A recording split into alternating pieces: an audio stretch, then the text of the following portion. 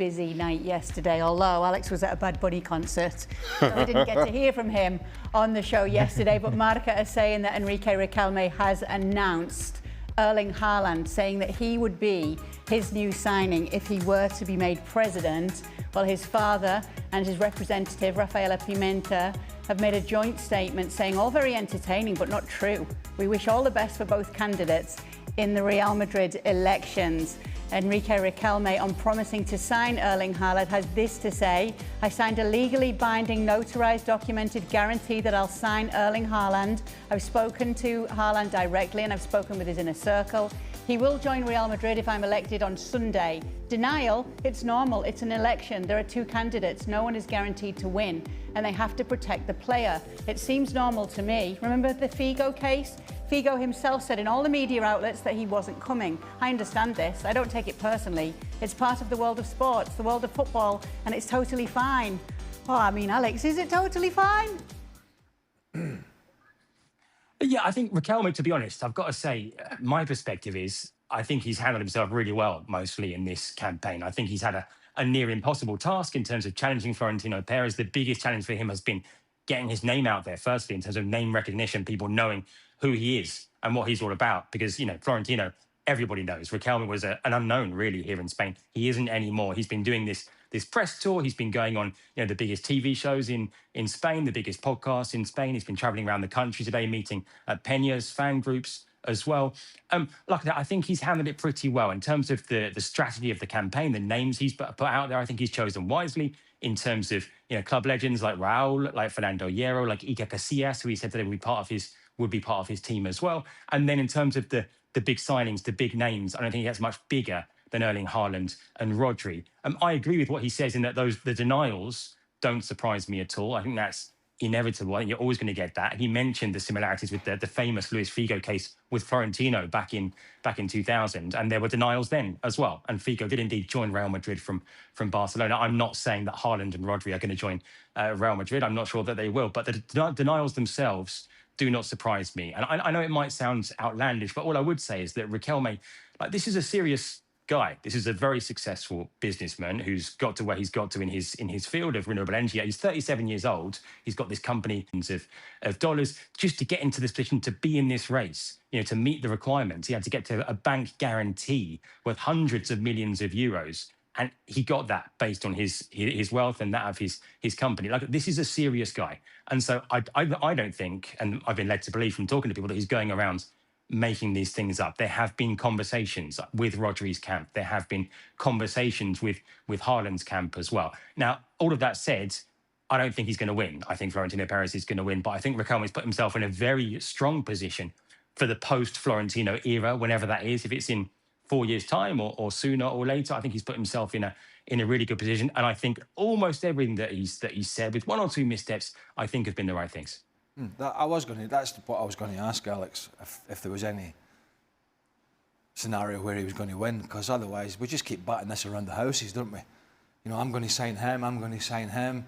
You know, at the end of the day, you know, it's very much a moot point if Florentino Perez is going to be the president again. You know, so, you know, as Alex said, maybe there's a longer game here for this particular guy.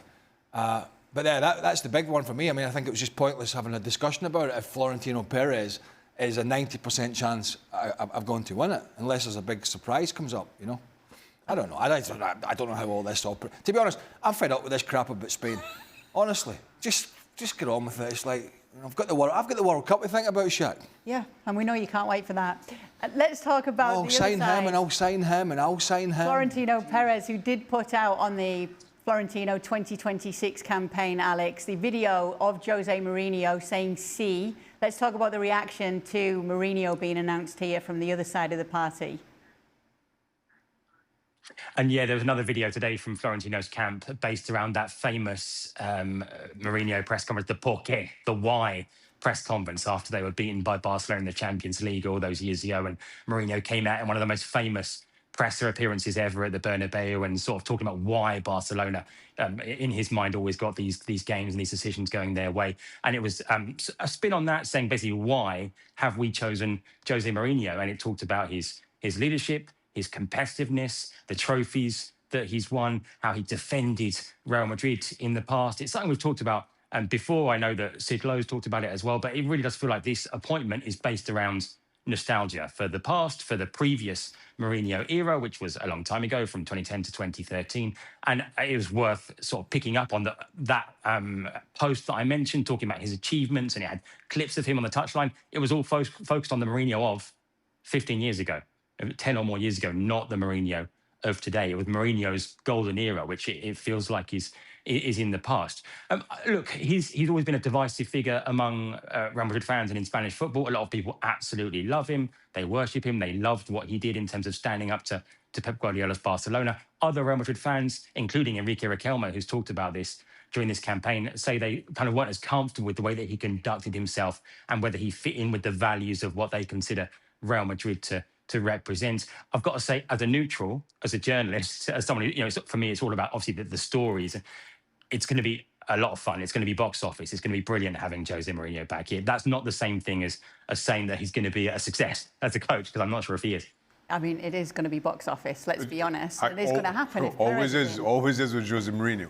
Listen, I still have my doubts as to whether Jose Mourinho is the right choice. You can make that argument, kind of give him somebody indiscipline within that dressing room.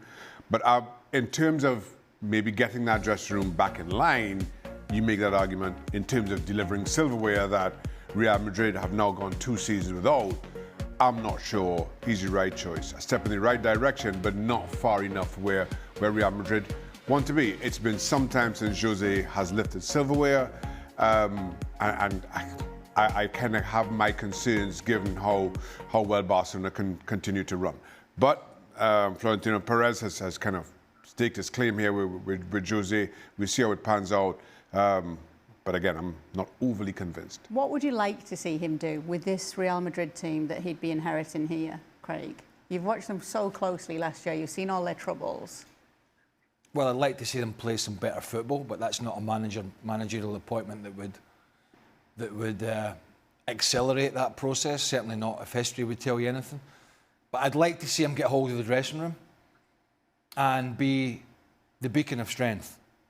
And I would like to see Florentino Perez have the manager's back, which he probably did with Ancelotti because he really respected him, and rightly so, and probably didn't so much with Xabi Alonso, and therefore the player power and the egos within that dressing room, they ran amok.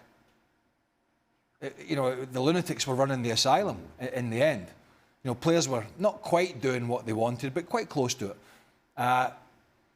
Even under Arbeloa, it was kind of similar because they knew he was pretty weak in that position. So I'd like to see a manager at least have the strength to get the dressing room together, because without a dressing room together, fighting in the same direction for a common goal and all that sort of cliche, which Barcelona are, then success is going to be difficult. So you can't, it's almost like you've got to learn to walk before you can run. And it's the basics in football. Always start with hard work. They always start with the dressing room, with the squad, not an individual. People may think, yeah, Mbappé, yeah, Messi, blah, blah. They all had support network. Messi had support networks. Argentina didn't win the World Cup because of Messi. They won it because they had Messi and a bunch of other good players, particularly hard-working players. And that balance was right. Scaloni got it right. And so it all starts with the basics. The respect, the dressing room, the training, the work rate. And then after that, the talent comes through. Real Madrid, some of their players think it works the opposite way. And if Mourinho can't get the players to dial into that, and Hansi Flick and Barcelona continue to do what they're doing, Real Madrid will play second fiddle at best again. So that's what I'd like to see. I want to see Mourinho take hold of this dressing room and the players to follow that. Not the players to say, we don't do it that way. We didn't like what Xabi Alonso was doing. We didn't like what Carlo Ancelotti was doing in the last season. We do it our way. If that's the case, more problems are ahead for Real Madrid. So my concern around that, and Craig's absolutely right, but you've got a Kylian Mbappé, and there's been a stat making the rounds about how infrequently he defends as compared to everybody else in world football. It seems he's and he'll do that for France, and he'll do the same thing for France in the summer, and he'll be allowed to do it. But Deschamps has a way of putting the pieces around Kylian Mbappé to make it work for France. We saw that in 2018. We saw that again in 2022. Do Real Madrid have those pieces? Again, I'm not sure. A national team setting very different from a club setting. You've also got Vinícius Jr., who, as far as I'm aware, has not signed a new contract, has a year to go. That's an issue. So now, as much as Mourinho may want to come in and kind of, rule with an iron fist and get the discipline right, Vinícius could just throw his hands up and say, well, listen, I'm gone in a year anyway. So how do you manage that with those two players, two very different circumstances, but huge problems that between Ancelotti and Xabi Alonso, they just have not been able to figure out. Well, how do you and Alex maybe can answer this? How do you manage, Alex, the situation, for starters, with a player in Vinícius Jr. who has had his issues in the last 18 months, both on and off the field, with managers and the crowd and his form? How do you manage a relationship between himself and the potential new manager, bearing in mind the incident we saw that was very public in the game against Benfica, and Mourinho's words in the preceding 48 hours after that? How do you reconcile that with this player? I think it's difficult, and the Vinícius Junior situation is incredibly delicate, given he's coming up to having just 1 year left on his contract. We've been told there'll be nothing done until after the World Cup. It's a World Cup in which Vinícius could start for Brazil. He could strengthen his hand in those negotiations. He could flop with Brazil and potentially weaken his hands, and Real Madrid have a decision to make. I think that despite all that happened in terms of that confrontation around the Benfica game, I think that Jose Mourinho would love to get a count on Vinícius Junior. But up to what point can you do that when you're into the last year of your contract and you're a player of this caliber? I think Real Madrid have a huge decision to make ahead of next season in terms of, do they give him a new deal? I think that's still probably the most likely scenario. But right now we can't rule anything out because, like I say, the clock is ticking. There is no movement. All the noises from Florentino Perez, for example, during this campaign have been, I would like Vinícius Junior to stay. But that's all he said. I would like him to stay. He hasn't said he will stay. Any updates so far on Florentino Perez tonight, Alex? I should say, so as we're speaking, he's live on Spanish TV. He's on the TV set that's next to me. I can't do justice, Kay, to what this program is that he's appearing on. It's not something I tend to watch. It's a show that I'm told deals with unexplained kind of mysteries, unsolved cases, UFOs. There are a lot of jokes that we could make that we probably shouldn't, but Florentino Perez is live on that show right now being interviewed. It's a program that lasts 3 hours. I just checked the TV guide. He's still talking. He has said that he will sign Denzel Dumfries, the Inter wing-back who had been trailed in the last few days. So that's the second signing that he has sort of made official for his campaign alongside Ibrahima Konate. He's talked about signing a star, talked about signing a midfielder, but at least, as I talk to you right now, he hasn't given that name, Kay. But I'm going to keep watching because he might be there for a while yet. Yeah, unexplained mysteries. There's the X-Files, Florentino Perez is all, apparently. Might start explaining a little bit of what's gone on the last 2 years with Real Madrid. OK, let's talk a little bit about Spain because we got to see them in